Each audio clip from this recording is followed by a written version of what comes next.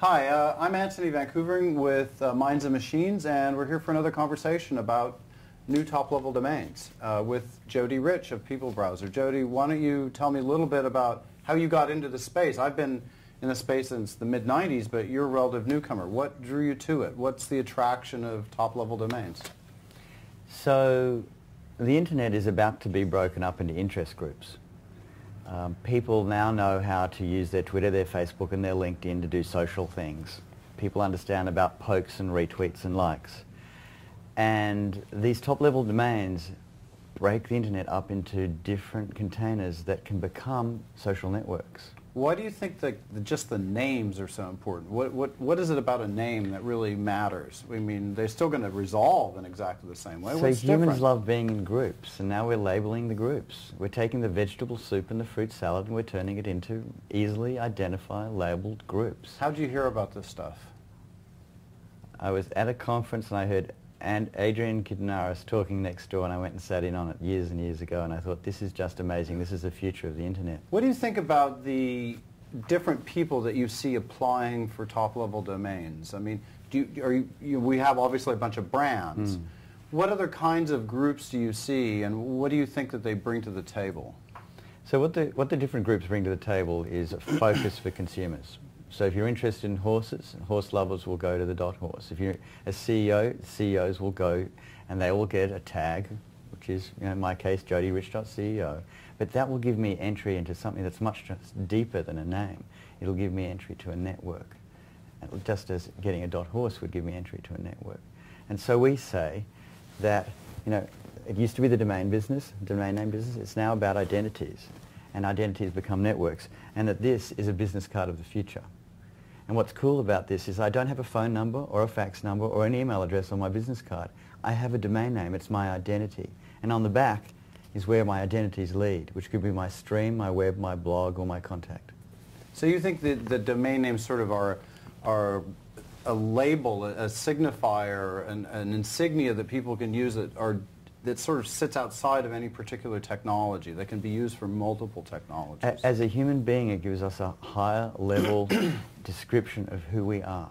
I heard a really interesting point made because Michael Powell, who was head of the FCC, said people are like paying all this money for ringtones, but they're stealing MP3s. It doesn't make any sense. And someone said to him, yeah, it does actually, because one is something you consume and the other is something that identifies you. Absolutely. And that's really worth a lot more. And the analogy in my mind is that we are now in the typewriter days of the internet. And a little... Expand on that. What does that mean? So I was telling my family what I was doing while I was so excited about top-level domains, and my son, who was 10, was sitting there looking with sort of glazed eyes, and I said, Sam, do you know what a typewriter is? And he thought for a moment, and he said, Dad, a typewriter is what they used in the olden days to write emails. Right? Okay. And so if I had been speaking at a conference 10 or 15 years ago, most of the people in the audience would not have had an email address. And now if I speak at a conference, most people in the audience don't have a domain name or a domain identity.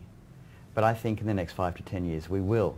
And that identity will express all sorts of different parts of us, but parts that are relevant to who we are today. Right. So on one day I'm a kite surfer, on another day I'm a CEO, on another day I'm a father. So you think this really plays into what we see, which is people sort of expressing multiple identities as they go through life. So you have a business identity, you have like a dating identity, you have a partying identity, you have a vacationing identity. Absolutely. And when I go kite surfing, I don't want to send all my CEO friends the kite surfing shot. Or when I'm hanging out on the mountain skiing, I don't want to tell everyone that I'm taking the day off. So what I want to do is I want to be focused in my life, and I want those people who I think are interested in that content to be able to see it. And so these new domain categories allow us to do that. And so what kind of categories are you seeing? I mean, we have a lot of brands, obviously. Can you talk about some of the other categories that you see? And So sort of some of my generally favorite. speaking, yeah. Some of my favorite. I like .golf. Okay. I think that golfers are a very focused group, and they will like to be inside their own container. Right. I like our own. I like .ceo because I think CEOs are the right sort of people who want to cluster together and have an identity. I think they will lead the pack. I like what you're doing with Horse. I think that's fantastic. I like what Ray is doing with Wiki. I think that's really innovative. You're talking about Ray King? Yes. Yeah. So we saw sort of as a surprise, I think, for those of us who've been in this business a long time, and it's been a closed world. There hasn't been a lot of air in this system. We were surprised when the applications were revealed. First of all, there were 1,900 of them, which was far exceeded anyone's expectation. And secondly, that we saw this really major participation by two big companies, Google and Amazon. What do you think that their entry into this space means for you, for me, and for consumers? You know, we could say that it's a problem because we don't want the big guys to dominate. But there already is a big guy dominating this industry. You know, there already is an incumbent player. You're talking about VeriSign with .com? Well, actually, I was thinking of GoDaddy, but we could also think about VeriSign. Yeah, there's a couple then, right? So, you know, VeriSign own .com and GoDaddy own 50% of the market or more. Right. And so there are two incumbent players, and they're going to have to be very nimble now and very, you know, very focused and innovative. And I love it that there are all these little hyenas that are nibbling away at the edges who are being disruptive to the industry, who will either get together with these guys or in fact cause disruption for them. So in a previous talk with Dan Schindler with Donuts, I actually identified PeopleBrowsr as an innovative way, the way you're creating web pages for people to come claim. Besides you guys, are you seeing any innovation from others that you think is, you know, worth noting?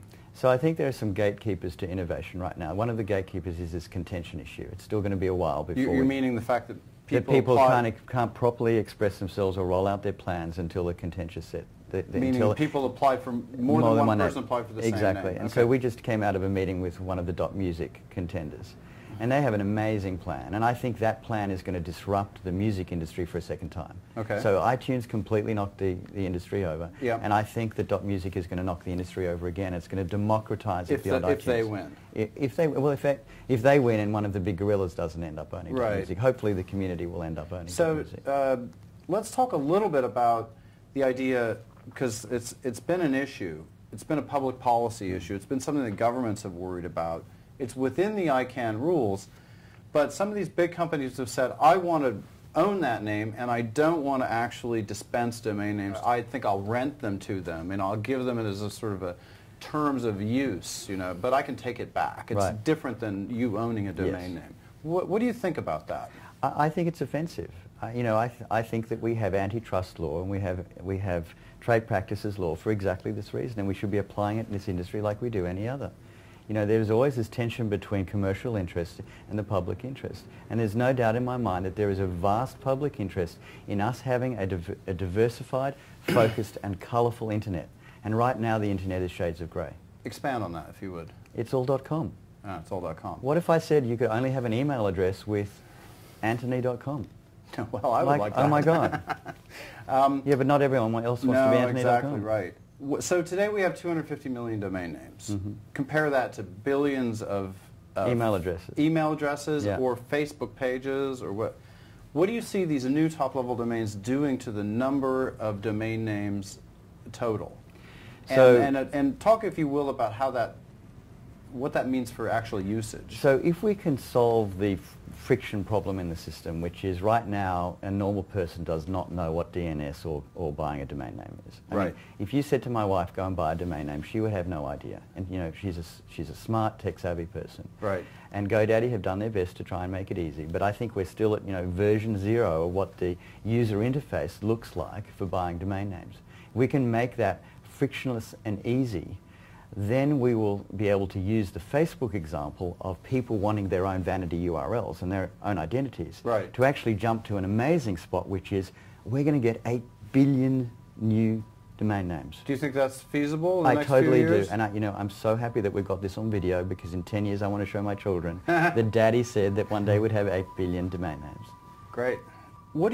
How are you thinking about you're doing .CEO and .best. We had a party last night, a great party. Monday.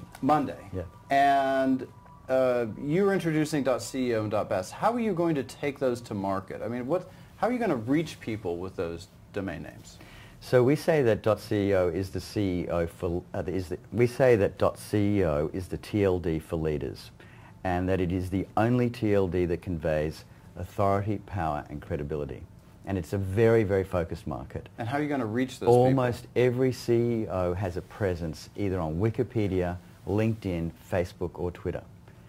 And most of that information we can get access to and build dynamic pages and profiles for those CEOs to come and claim. Well, that makes a lot of sense because it's a very defined market Yeah. and you can reach them. But dotBest is a very sort of general concept. It clearly is a good concept, but how do you get people interested in that? How do you do something with a much more generic top-level domain name? So most of us want to be the best. Yeah. You know, we talk about PBs and personal bests. Yeah. So dotBest gives us each person the opportunity to be Jodee.best or Antony.best or Jodee Rich.best or Dr.best. Well, let me put it in a different way. Do you see buying Facebook ads, buying Google AdWords, billboards, ads in magazines? I mean, what do you... That's a great question. We had a fabulous meeting with Google, with Will Houston at Google yesterday. And what's great about dotBest is that our target market, our industry target market, is anyone who uses the phrase insurance space best when they're buying Google AdWords. Okay, right, because that's a big Google AdWord. That tends to add $20 to the price you're gonna CPC. pay. It's awesome. Right.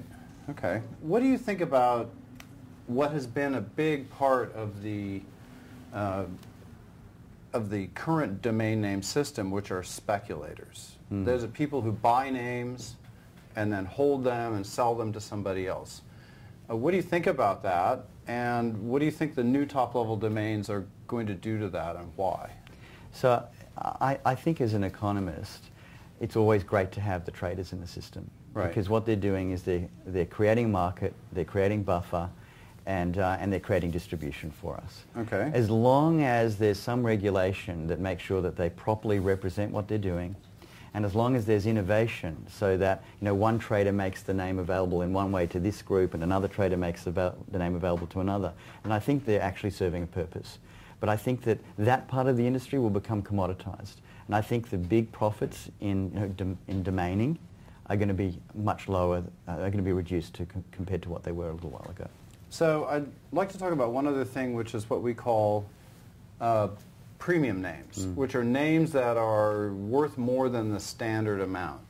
How did you think about what those are, and how did you decide what your premium names were, and sort of how did you think about pricing them? Well, for .CEO it's easy because people want their initials, right, and they want their first name, last name, right, and they want to be amazing.ceo.